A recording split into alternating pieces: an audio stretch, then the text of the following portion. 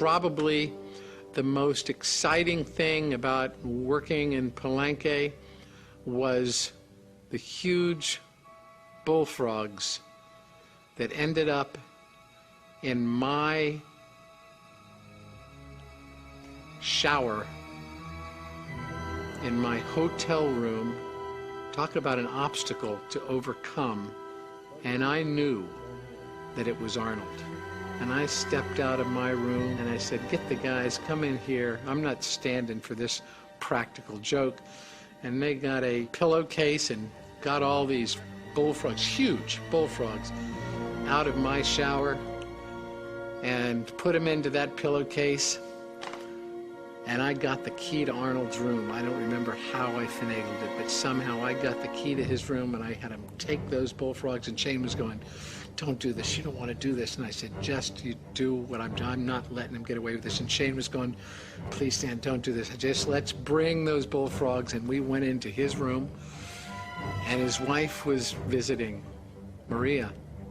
I had him put those bullfrogs into the base of his bed, under those covers.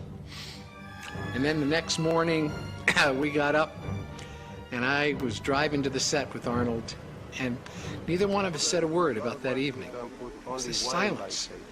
I wasn't going to talk about the frogs that were in my shower, and he wasn't going to talk about the frogs that were in his bed. You know, it's interesting. Years later,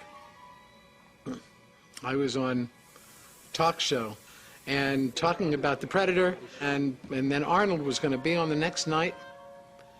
And then I found something out, and this was years and years after the Predator. And I told the story about the frogs. And the next night Arnold was on.